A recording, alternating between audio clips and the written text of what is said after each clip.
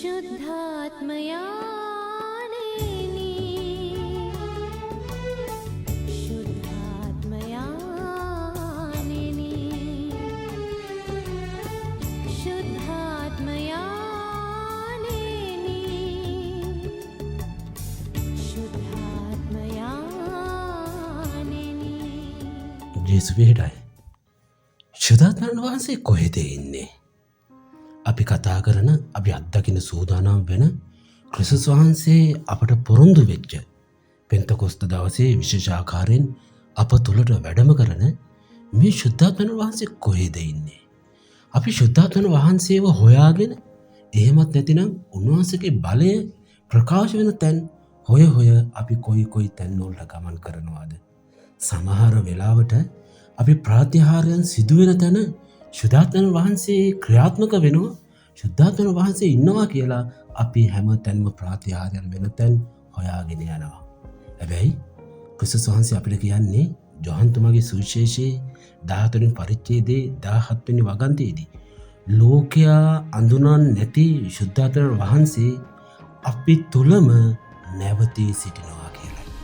නිසා ශුද්ධාත්මයන් වහන්සේ ඉන්නේ අතන මෙතන කොතනවත් නෙමෙයි, අපි තුලමයි. අපි තුල ඉන්න ශුද්ධාත්මයන් වහන්සේව අපි අඳුනනවාද?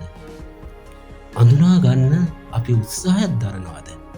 ඒ නිසා ප්‍රාත්‍යහාරයන් ඇතුලේ විතරක් නෙමෙයි, නොයෙකුත් බලගතු ආකාරයෙන් ක්‍රියාත්මක වෙන තැන් විතරකුත් නෙමෙයි, ඒ තැනන් වහන්සේ වැඩ සිටින්නේ මා තුලමයි, ඔබ තුලමයි. හැබැයි ජේසුස් වහන්සේ අපිට කියන්නේ ලෝකයා උන්වහන්සේව අඳුනන්නේ. අපිත් ලෝකයා වගේද? ශුද්ධාත්මයන් වහන්සේව අඳුනන්නේ නැති තරමටම අපිත් මන්මුලා වෙලාද? අඳුන ගන්න බැරි තරමටම අපගේ මනස, අපගේ හදවත අන්ධ වෙලාද? අද දවසේ අපිට කරන ආරාධනය මා තුල, ඔබ තුල නැවතී වැඩවසන ශුද්ධාත්මයන් වහන්සේව අඳුන ගන්න උත්සාහ කරන්න. අපගේ හෘද සාක්ෂිය තුලින්, අපගේ දිනදා ක්‍රියාකාරීත්වයන් තුලින් ශුද්ධාත්මයන් වහන්සේ ප්‍රකාශ වන බව අඳුන ගන්න. ඒ නිසා ඔවුන්වහන්සේට ඉඩ දෙන්න. ඔබ මා තුල නැවතී සිටිමින් අපට ඔවුන් වහන්සේ පිළිබඳවත්, ක්‍රිස්තුස් වහන්සේ පිළිබඳවත් අනාවරණය කරන්න. ඒ නිසා අප තුල නැවතී ඉන්න ශුද්ධාත්මයන් වහන්සේට සවන් දෙන දවසක් බවට අපි පත් කරගනිමු. ඒ සඳහා අපි යාඥා කරමු.